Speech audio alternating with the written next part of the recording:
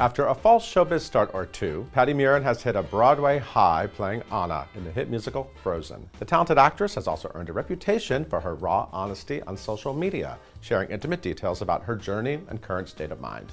Hear her talk about life in Disneyland, why she loves to open up with fans, and her dream project with hubby Colin Donnell on this week's Show People.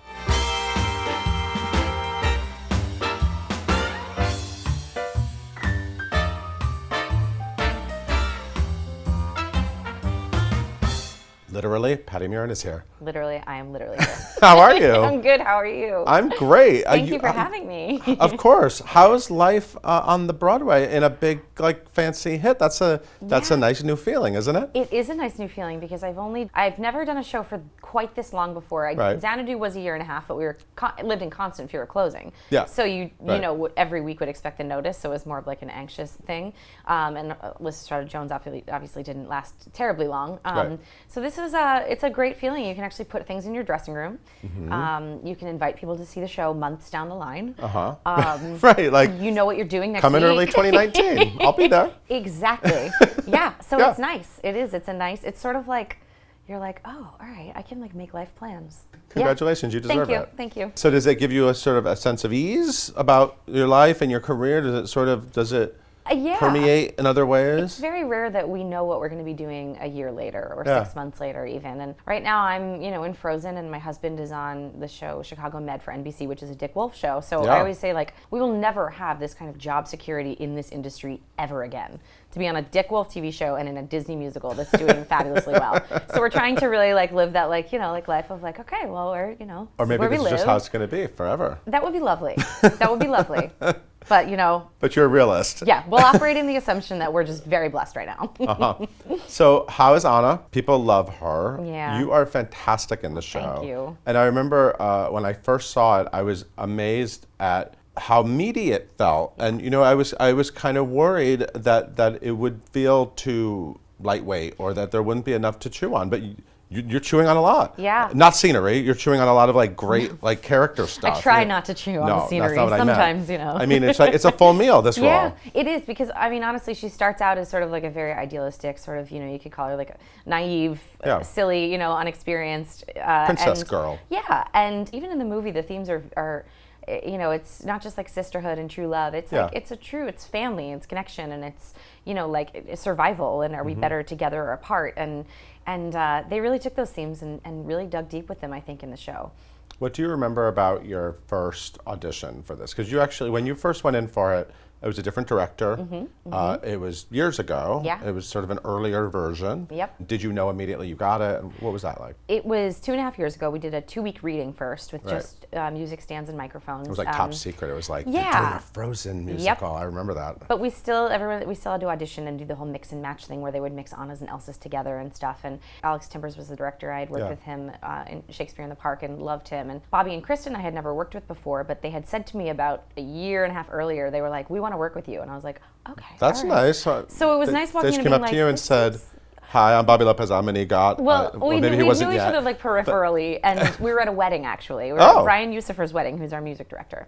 And it was at a time where I was actually thinking about, I was doing a show up at Goodspeed, and I was like, do I want to do this after this is over? Wow. Yeah.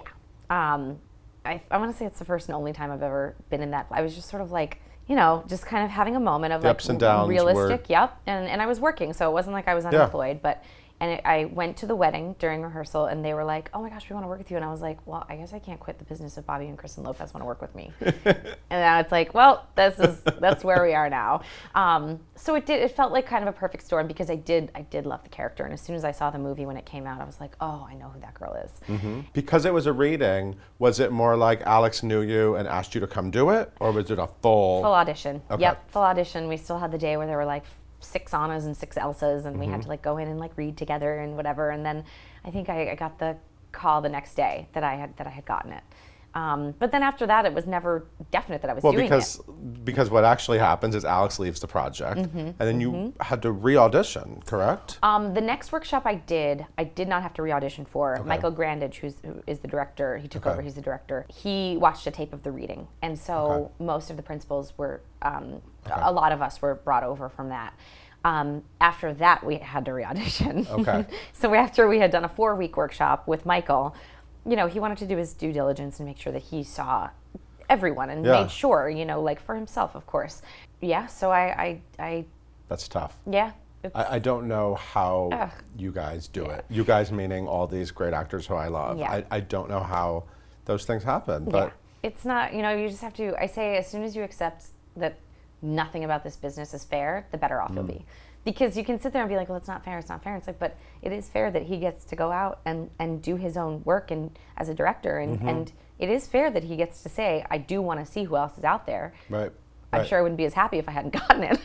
Right. But it's the way it is. Yeah, and you also went through that Nerds thing, Yes. which I actually fell in love with the Nerds musical. It was called Nerds the Musical, right? Yes. That's the actual title. And it was the Bill Gates, Steve Jobs musical. And you were in rehearsals, and they came in one day, and you were very famous. You wrote about it, and you talked about it. And, and I remember at that point going, oh, I love how open you were being about the experience, and you were kind of like, this is what happened. Doesn't this suck? And it was actually interesting because a lot of times before that, I felt like actors don't always share a lot of those insides of what their business is like. But you were in rehearsals, and it was supposed to go to Broadway. Yeah. And I mean, it was booked for Broadway. We were like singing through a number, and I think we were singing the lyric "Live Your Dream." Right. Positive anthem. It's hard not to find the comedy in that, Right. And then they were like, stop.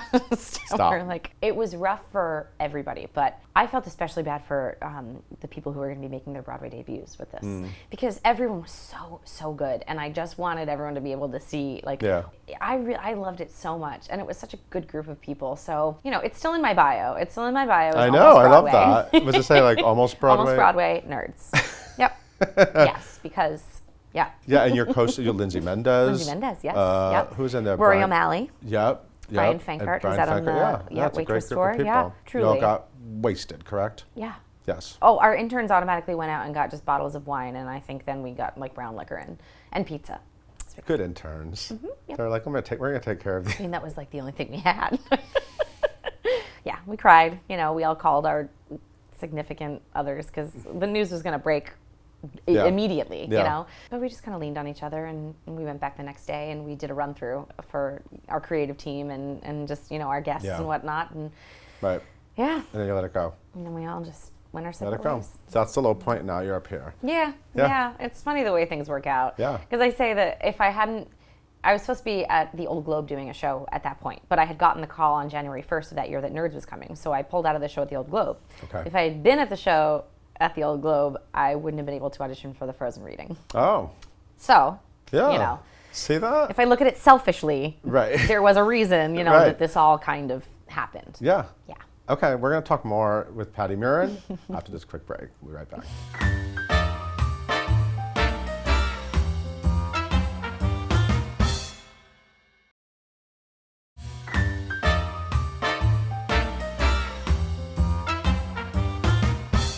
And we are back with Patti Murin, Broadway's Disney princess. Hello. Who has a lot to say. Yes. You are a princess with a lot to say. Yeah. You have earned quite a reputation for this, and I love this about you. Recently, you've sort of become known for being extremely outspoken about a lot of things and very open about your own life. You've talked about having anxiety in your current role and in your current work and in life. I love this about you. Thanks. But it's atypical. Yeah. For someone in your position. Yeah. I'm curious where that bravery comes from, where that willingness to share comes from, and let's talk it out. Yeah, I think in the age of social media, there is much more of an opportunity to present yourself as you really are, as opposed to when you had very limited opportunities to put yourself out there in, magazines, interviews, TV. You want to present yourself in what you think everyone wants to see you as. Right, because it's not a controlled, normal interviews. So I'm sort of controlling the conversation. Yes, so, it's about oh, she's, they're so pretty and they're so funny and they're so kind. And just with, in the recent years, last, I don't even know, 10 years, I guess, 8 to 10 years. Yeah. You kind of have the ability to be who you want to be and to put yourself out there. And I hate the word brand so much because it's I'm not selling something. Right. But you're able to be yourself Yeah. if you want to. you don't have to. You can also put yourself out there as, like, this is like, nice version of myself and there's no problem with that. I just am not known for keeping my thoughts to myself. And I guess I never have been. And also I realized I started writing a blog a couple years ago, and I wrote about my divorce. Patti Murin. Literally. What's the name of it? Patti Murin. Literally. And I wrote about my getting divorced, and I wrote about my struggles with depression. And the responses that I got from them were overwhelming, because I was like, oh, this is like very important, because people need to know that they're not alone, and that people that they admire for their talent and doing what they do, they also are humans, and they are dealing with the same kind of thing. Especially this last, I think it was April, that I had called out of a show, and it wasn't performance anxiety. It had nothing to do with like going to work at Frozen. It was just I was at a breaking point in my own like mental, health. And I was like, I had a panic attack, and I was not fit to go to work. It doesn't matter if I was working at a clothing store, on Broadway, in an accounting firm, I was not fit to go to work. So I called out, and the next day I posted about it, just to sort of, use the word bravery. And it felt a tiny bit scary when I pressed send, but I was like, it didn't feel like something huge that I was like, I'm going to change the world. Right. It was just honesty. And the response from that was truly overwhelming. It got picked up by international, news sites, and the amount of comments. And I have binders full of letters that I get at the theater. I save all of them, that are from mostly girls, mostly women who suffer from some sort of mental health situation. And it's important for me to get them too, because I can be like, this is how I know I'm not alone. This is how I know that. And it just seemed like the right thing to do. After the fact, I was like, oh, that was the right thing to do. Because it even like, helped one person to realize that this was okay, and this is not something to be embarrassed about or ashamed of, then it would have been completely worth it. And then that just sort of, I was like, well, I'm a part of these other fun clubs, like, the divorce club and the mental health club. And I had done an interview with Michael Paulson of the New York Times about a miscarriage that I had had. And then when the whole Kavanaugh hearing thing happened, I was like, well, there's another club that I'm part of, is sexual assault. Because we're so used to, putting ourselves up there as like, just like my hair and my makeup and my cute dress, it's like, no, it's messy, my life has been messy, yep. Just as messy as so many people out there. So is it fair to say you're an open book, or are there still things that you keep to, like, I guess it kind of makes me wonder, like, well, then what is the, whatever feels right, I guess, in the moment. Yeah. I felt like every time I've talked about each issue, it's been the right time. When I sat down with Michael to do that interview, I knew that it was the right time to talk about. It wasn't because I was ashamed, embarrassed. I wasn't trying to hide the fact that I had, Colin and I had a miscarriage. It just it wasn't right yet to talk about it. For me, I wasn't ready to talk about it, because it was very painful to go through, and it was one of the hardest things we've ever experienced, if not the hardest. But sitting down with him, I was like, oh, this is the time to let that out. And then same thing with the panic attack, that seemed like the right time, and the whole, just everything that's going on with sexual assault and women in the country now, I was like, oh, this is something that I have never hidden in my own life, but it's also something that I've never voluntarily divulged to the public. And it just seemed like, well, there it is. This is it. The time is now. I think for an actress to do all this, it's especially interesting because actors are historically sort of terrified of getting their next job, right? And what people are going to think of them, and people knowing about them outside of their roles. And so that's kind of where I think the bravery comes in. I think it's sort of like and I've talked to some old actors, like slightly older than you, who are like really amazed that you have the ability to do that. So it's. I really think it had so much to do with the social media, and I remember when Twitter came out. Thank you. I really like it. Yeah, I can tell. It's a nice form of, I know a lot of people, the world's on fire and all that and whatnot, but like I find the positivity in Twitter. I really like connecting with people and reading other people's stories and reading about, I try as much as possible to stay informed while kind of like keeping the positivity. And making sure that I'm really looking at the positivity. How do you find the time to do it? I just can't manage all the different accounts. And do you have a team? Is there a team, Patti?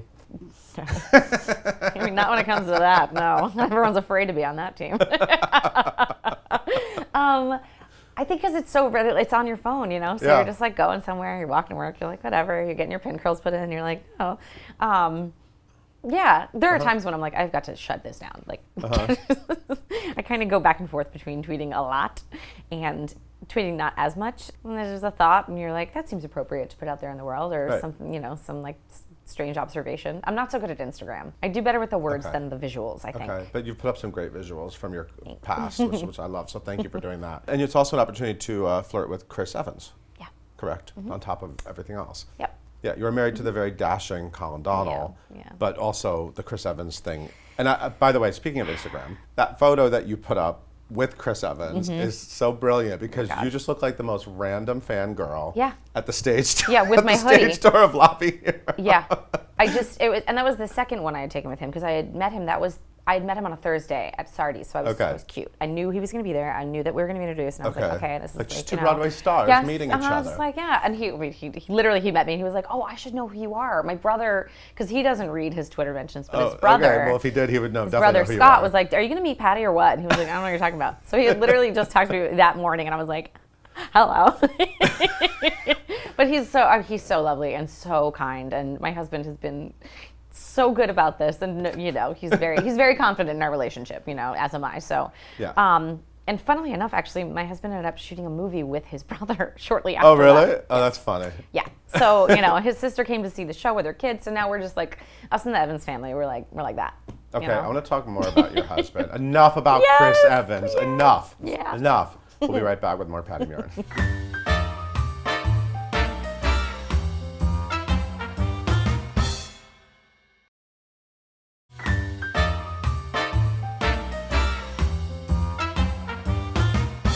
And we are back with Patti Murin of Broadway's Frozen, or Disney's Frozen, or whatever. It's all good. Disney's Frozen on Broadway. There Disney's it is. How about Frozen that? on Broadway. Let's get it all in there. Yeah. But I want to talk about your husband. Okay. Because he is a very dashing guy, as I said, and very super talented. Yes. He's on all these TV shows I don't watch, admittedly. There's a lot of Chicago police, fire. Med, yes. He plays a doctor on TV. Explain what's happening. There's like a whole thing happening. There's a Chicago universe. So there's Chicago Fire, Chicago PD, and Chicago Med. So they all are separate shows, but they cross over. So his character's on all of them. He can be, yes. Like the Marvel universe, but it for literally working is that. class heroes in Chicago. Mm-hmm. It's nice because you can watch each show individually. You don't have to watch all three, but like it's super fun if you watch all three. You watch all three? I do. I try to. You commit to. I try to. It's a lot. Yeah. Well, now they're on Wednesdays, so like I have a show on Wednesdays. 2 shows. Oh no. Just yes, one. 2. Yes. Yeah, 2. But so it starts at 8 o'clock. Goes from 8 to 11. They're all on the same night this year. But I come home and wait, they're on back to back. I don't even know about this. I'm sorry. Med's on at 8. Sorry, Colin, Fire's on at 9, and PD's on at 10. So they Wow. all roll into one another. So it's like one Chicago night. Yeah. Wow. I know. I want to talk about your love story a little bit. I know it's been talked about before, but I want to talk about it. Okay. So I saw the two of you in Love's Labor's Lost. I'm not a big Shakespeare person, but I love a musical. Yeah. I love a musical, and I love a musical Especially of a Shakespeare. 90-minute Shakespeare musical. Absolutely. In the park. the Delacorte, it was fantastic. And you were both in it. And apparently you were like hooking up already at that point, right? You were like friends and... We had been friends for like 7.5 years, but we weren't like best friends. It wasn't like the thing where you look at your best friend and you're like, oh my God, it's been you the whole time. Like we were friends. Yeah, but then there was like a drunk party. Talk about what you did. Yeah. What happened? Two nights before we started rehearsal, I had a party at my house, a small party of just, some friends. And I was like, and he lived 2 blocks away. And I was like, oh, I guess I should invite him because like we're starting rehearsal in 2 days and whatever. Wait, really? And really with that face? Like, I guess I'll invite. Yes. I'm mortified.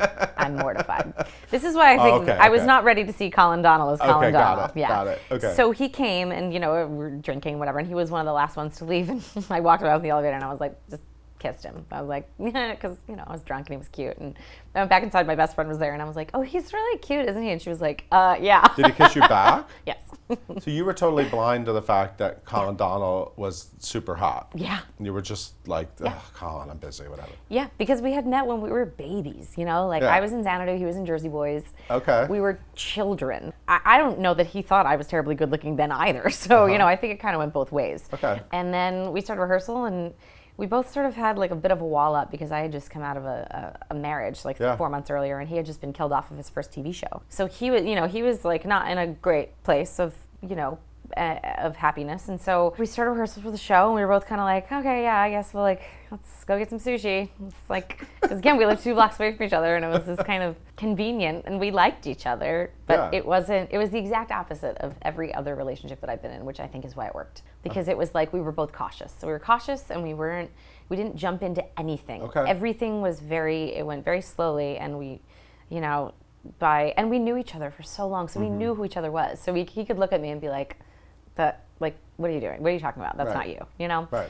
And by the end of the summer, we were together. We were saying I love you, but it wasn't until like probably 4 months after that, so 6 months into our relationship, we spent the fall in LA together, and we took a road trip from LA to New York. And I remember I think it was either the first or the second day of like it was like 11-hour days back to back, where I remember looking at him and being like, oh, this is a thing. This is real. It all sort of just came flooding over you, and that was it. Yeah. And it was like, okay. What do you think makes it work? We built on a lot. We built on, from when we were both sort of at a low point in our lives, and we were friends first, and I think that we really built trust. And we built trust over time as opposed to just sort of diving into trusting each other. And we really worked through a lot of relationship issues as they came, as opposed to ignoring everything and then letting it all just bubble up later. Got it. So I think that we became stronger over time. And then, and I was to the point where I was like, I don't even care if he proposes. I don't have to marry, I don't have to like be married to know that like I love him and I want to be with him. And, then he proposed and I was like, yes. Immediately. Yeah. Absolutely. Where did he propose? At the Delacorte Theater. Oh. Yes. But not during the run. Like, no, it was much later. We were together for a year and a half. And then he proposed. It was literally like a 25-degree day in December. He was like, let's walk through the park. And I was like, it's like 20 degrees. And he was like, bundle up. And I was like, okay. So we took a walk through the park. Did you have any idea? No. Okay. No. I just thought, we were like hot chocolate. And we were just trying to like, have like a lovely day. And we got to the theater and I was just looking at it. I turned around. He was just like taking his backpack off and he was down on one knee. And, and it was just lovely and quiet and like at the place where it all kind of happened. And how sweet. Yeah. And we got married 6 months later. I was like, I'm not taking a year to plan. I was like, let's do this. Yeah, and we did it the way we wanted to. We got married down at the Housing Works bookstore in Soho. Oh. Which is just, I love to read and he loves to read. And it's just the loveliest, like, cozy, small, you're just surrounded by books. And also a portion, because it's a charity, a portion of your site fee goes to Housing Works. So it felt good, oh, cool. Like spending money, because weddings are so expensive. So charity, spending money and being like, this is going to a good cause. And we had, it was a smaller wedding, but a couple days later we invited all of our friends to the library at the public theater to just come, and we reserved the bar. Which is actually a bar, not a come library. Yeah. I'm such a nerd. Like, come to the library. We like books. We're just going to read books read with us. And drink. And then you, of course, have Milo, and Yes. now you have Petey. Now, Petey, correct? yeah. You have 2 dogs. We got Milo. We adopted Milo a year after we started dating. So this is like 8 months before we got engaged. Okay. We moved in together. I asked him to move in with me. Like, come on. I was like, so my lease is up, so do you want to like do Let's this? just do it, yeah. And he was like, okay. And after that, I was like, so we're gonna get a dog, because we were both gonna be in town. He was doing Violet on Broadway, and I was doing Fly By Night at Playwrights Horizons right down the street. So I was like, we're both gonna be here for the next 2 months. We know what our schedule is. It's time to get a puppy. He, once again, indulged me and was like, okay. And we got Milo. And then a year later, right before we got married and moved to Chicago, I was like, let's just get another one. Get another one. Yeah. Expand the family. Yeah, peanuts. Okay, so you guys are great together on stage. I've seen that. So let's say I have $20 million. I'm going to do a Broadway musical starring the 2 of you. Anything you want, what do you want to do? The Princess Bride musical that they're developing. That's what I want us to do. Oh, I love that you picked something Literally in development. You picked something that could like really happen. We would always talk about it. It's both of our like favorite movies. Yeah. It's something we bonded over very, very early on. And now it is being And I could picture developed. you both in it. It's actually, perfect.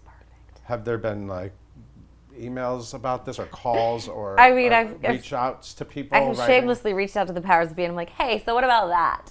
But it's still early. I think it's still sort of in the very beginning phases. But I have no problem anytime anyone asks me that question. I'm like, the Princess Bride musical. Yeah, totally. Just keep saying it. You got to make it happen. Yeah. And maybe they can get 20% off but your salaries if they get both of you. Exactly. Together. We're group rate. Group rate. I love that. I'm into it. And if there's a role for some dogs, Yes. Milo Yeah. and Petey, would they behave? Would that? No, not No. a chance. My Henry Not a would never chance. behave in a Never. theatrical production. I'm at the point now, I'm like, we've had you for 4 years. Should we train you? Maybe. So you're going to be in Disneyland for a Yes. while. Yep. Oh, I'm calling it that, Disneyland, at the St. James Theater. Yes. Everyone Yeah. needs to see Frozen, and you're having a great time. Having an amazing time. Things are really good. It's such a good group of people. Everyone from top to bottom, from upstairs to downstairs. It's just the company is incredible, incredible. And working for Disney is better than I thought it was already going to be. Casey and I were true. Casey Levy. Yes. Yeah, she plays Elsa. I don't know if you've heard of her. They know her. They know. She and I are just best friends and sisters and just Awesome. yeah. Great. Well, you deserve it. I'm thrilled you. for you. Thank you very much. Thank you so much for being here. Thank you for having me. And everyone needs to follow you on all the social media. At Patti Murin on everything. Yeah, follow her, literally. Literally. No, literally, you have to. Thank you so much. Thank you. Thank you for watching. We'll see you next time.